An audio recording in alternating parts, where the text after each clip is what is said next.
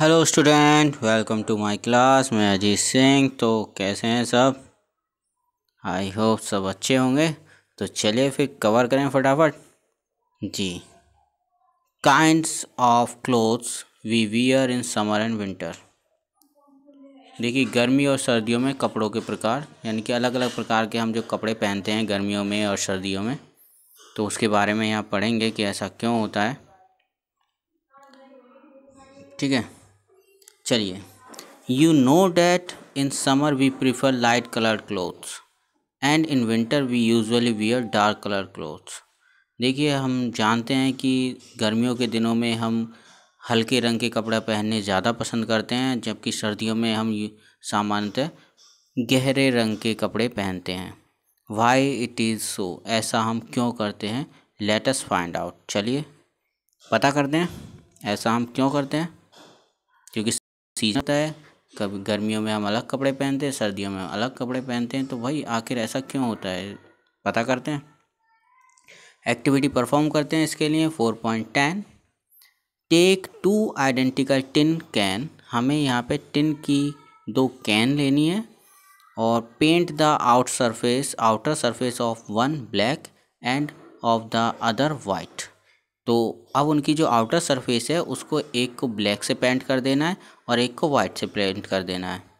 Pour equal amount of water in each and leave them in the midday sun for about an our.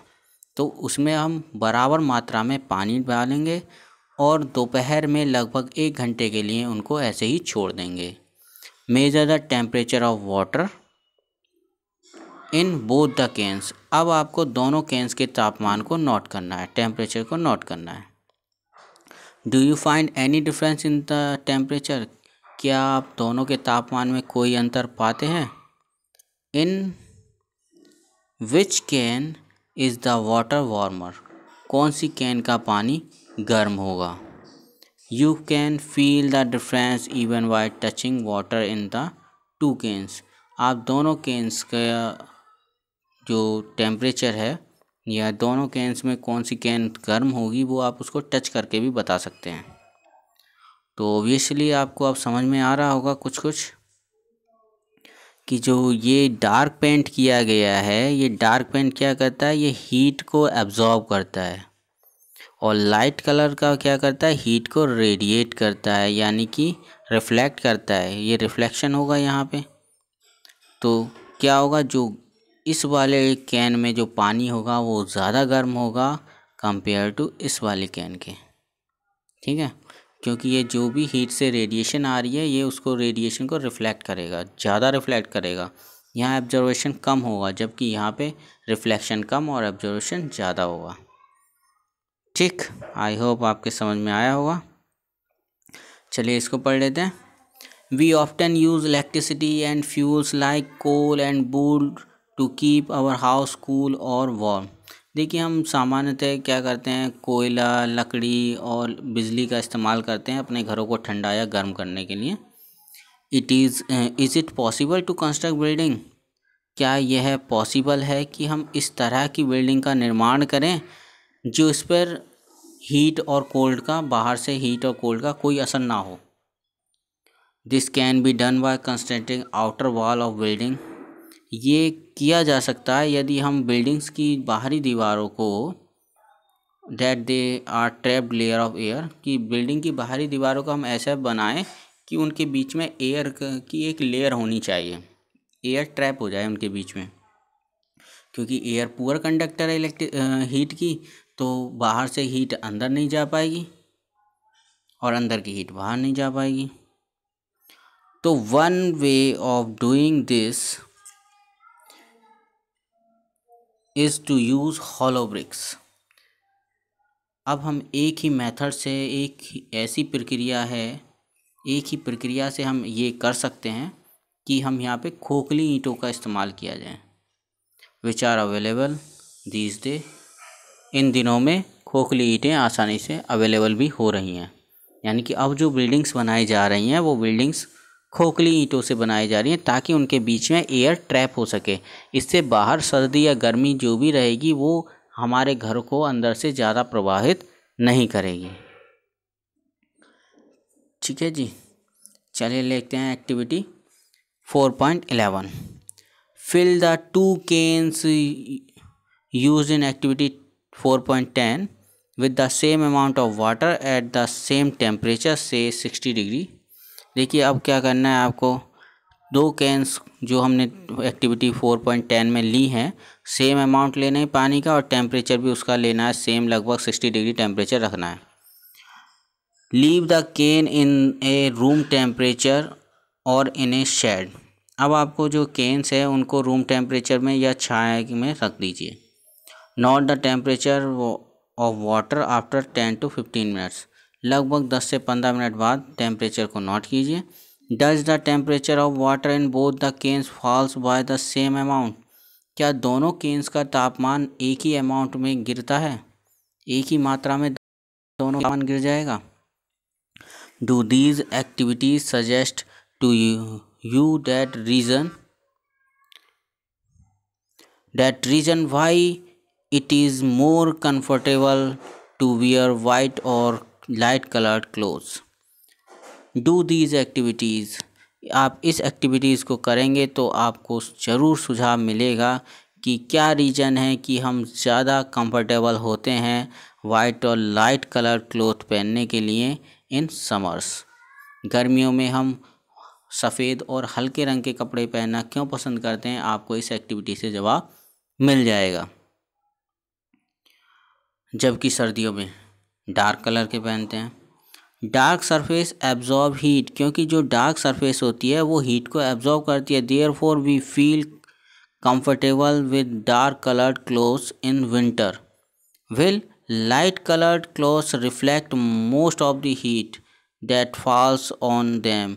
जबकि light colour के जो clothes होते हैं वो heat को reflect कर देते हैं, जो भी उनके ऊपर हीट पड़ती है उस हीट को रिफ्लेक्ट कर देते हैं।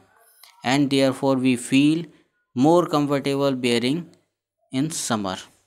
तो मिल गया आपको जवाब कि हम गर्मियों में हल्के या सफ़ेद रंग के कपड़े पहनना ज़्यादा पसंद करते हैं, जबकि सर्दियों में हम डार्क रंग के पहनते हैं, क्योंकि डार्क कलर हीट को एब्जॉर्ब कर लेते हैं और लाइट कलर हीट को एब्जॉर्ब नहीं करते, वो उसको रिफ्लेक्ट करते हैं, जिससे हमें कूलनेस का अनुभव होता है और वहाँ पे गर्म जो गहरे रंग के कपड़े हमको वार्म रखते हैं। Woollen clothes keep us warm in winter. ऊनी वस्त्र हमें सर्दियों में गर्म रखते हैं, ठंडा नहीं गर्म रखते हैं। तो क्यों रखते हैं जी, चलिए इसके बारे में भी डिस्कस करते हैं। In the winter we use woollen clothes. हम सर्दियों के दिनों में ऊनी वस्त्रों का यूज़ करते हैं। Wool is poor conductor of heat, क्योंकि ऊन ऊष्मा की कुचालक होती है या पुअर कंडक्टर होती है। मोर एवर, देखिए एक तो ऊन ऊष्मा की कुचालक हो गई यानी कि पुअर कंडक्टर हो गई, दूसरी बात ये हुई कि ये एयर को ट्रैप कर लेती है, कि वूल्स के बीच में एयर ट्रैप हो जाती है और एयर भी पुअर कंडक्टर है। This air prevent the flow of heat. अब ये जो एयर होती है ये हीट के फ्लो को रोकती है of our body to cold surrounding. हमारे शरीर से बाहर की तरफ हीट को निकलने से रोकती है, जिससे हम जो होते हैं वो गर्म फील करते हैं। Suppose you are given the choice in winter of using either one thick blanket or 2 thin blanket joined together. What would you choose and why? आप इनमें से कौन सा चॉइस करेंगे और क्यों? Remember that there would be a layer of air in between the blanket. Remember that, याद कीजिए यहाँ पे होनी चाहिए एयर की एक layer between the blanket, blanket के बीच में एयर की एक परत होनी चाहिए।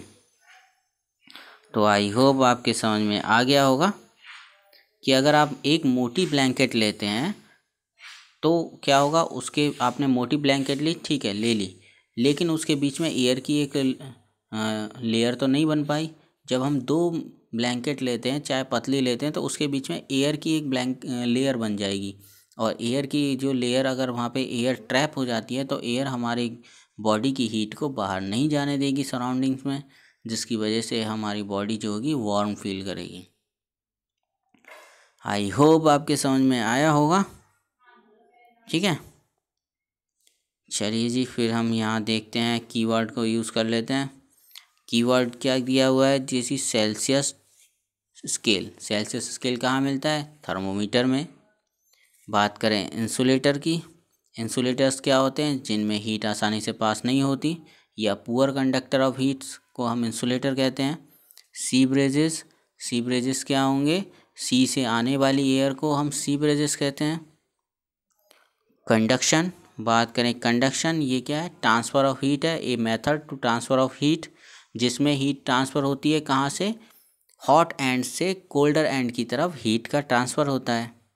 लैंड ब्रिजेस, लैंड ब्रिजेस क्या होगी? लैंड से हवा समुद्र की ओर, लैंड से समुद्र की ओर जाने वाली हवा को हम लैंड ब्रिजेस बोलते हैं। टेम्परेचर, टेम्परेचर क्या है? Degree of hotness and coldness is called temperature. Conductors, जिनमें हीट आसानी से पास हो जाती है उन्हें हम कंडक्टर्स बोलते हैं। रेडिएशन क्या है? रेडिएशन क्या है? रेडिएशन भी एक हीट ट्रांसफ़र का मेथड है, जिसमें हीट ट्रांसफ़र होती है विदाउट एनी मीडियम। यहाँ मीडियम की कोई रिक्वायरमेंट नहीं होती है।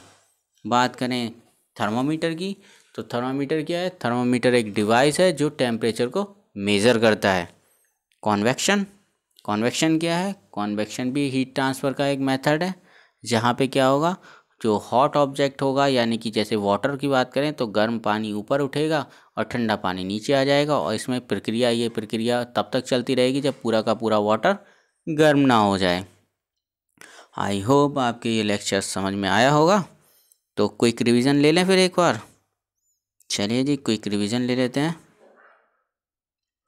देखिए, हमने हीट के बारे में पढ़ा। हीट क्या है? Heat is a kind of energy, एक तरह की एनर्जी ही है हीट। और हॉटनेस और कोल्डनेस की बात करें तो हमने यहाँ पे पढ़ा था कि हम बाय टचिंग या अपने सेंस के आधार पे हम नहीं बता सकते कि कौन सा ऑब्जेक्ट हॉट है या कौन सा ऑब्जेक्ट कोल्ड है। तो यहाँ पे आपको एक्टिविटी परफॉर्म करने के लिए भी सजेस्ट किया गया था। उसके बाद में हमने बात कही कि अगर हम रिलायबल मेजरमेंट चाहते हैं टेम्परेचर का या तापमान को, अगर हम रिलायबल मेजरमेंट चाहते हैं कि कितना कौन हॉट है, तो इसके लिए एक डिवाइस का इस्तेमाल किया जाता है जिसको हम बोलते हैं थर्मोमीटर।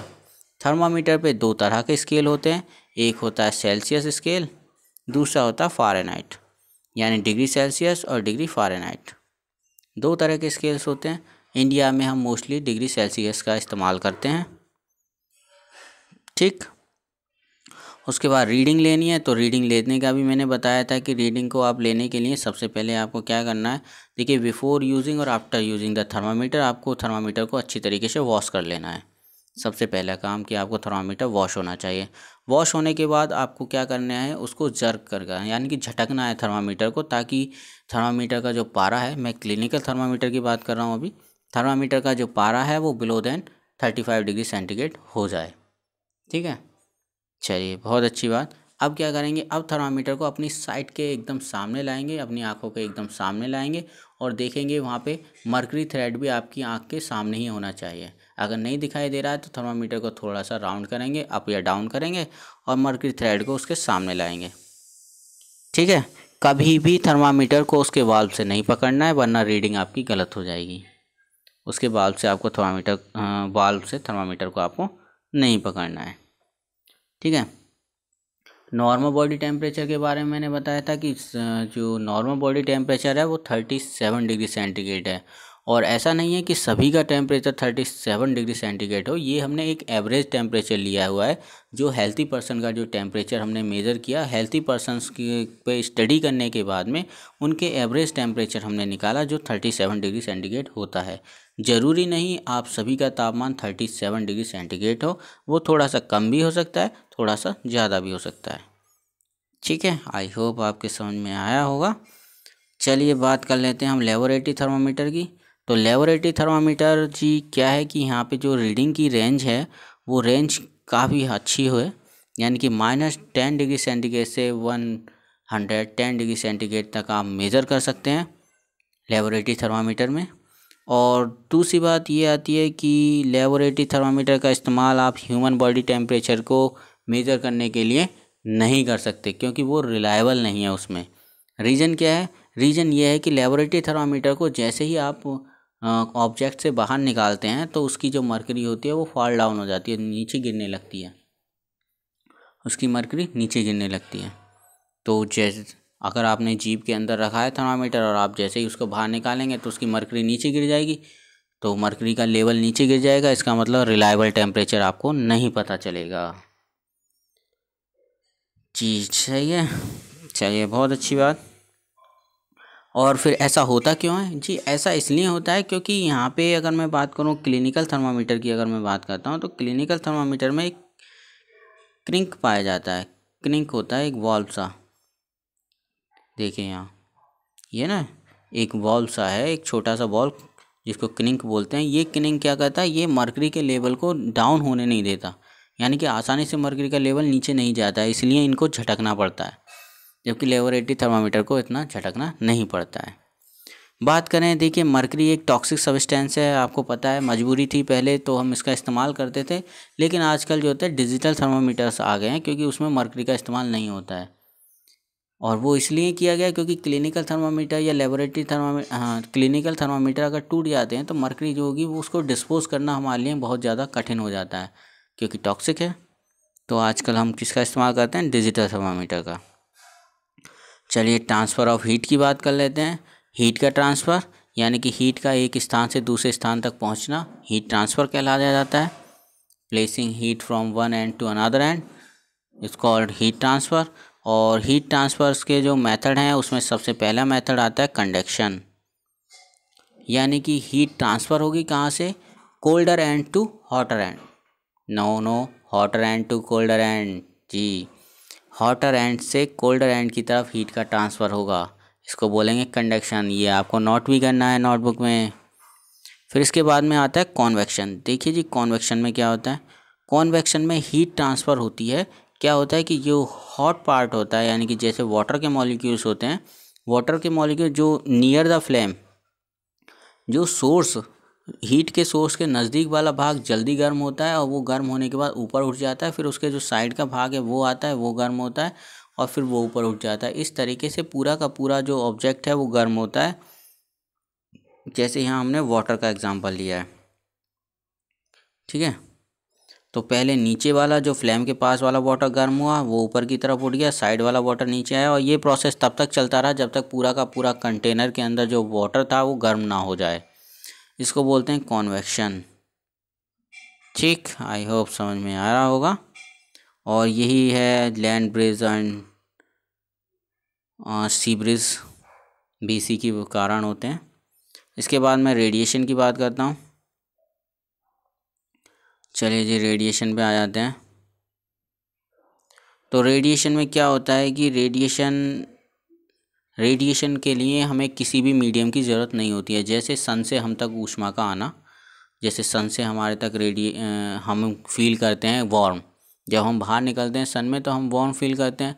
वो किस लिए फील करते हैं? क्योंकि सन से हीट हम तक पहुंच रही है, और सन से हीट हम तक पहुंच रही है तो उसके लिए किसी भी मीडियम की ज़रूरत नहीं है।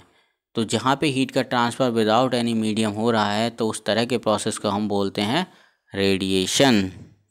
अब आ जाते हैं kind of cloth we wear. तो हमने बताया कि आपको कि आप गर्मियों के दिनों में हल्के रंग के कपड़े पहनना पसंद करते हैं, जबकि सर्दियों में डार्क रंग के, क्योंकि हल्के रंग के कपड़े क्या करते हैं? हीट को रिफ्लेक्ट करते हैं, जबकि डार्क कलर के कपड़े क्या करते हैं?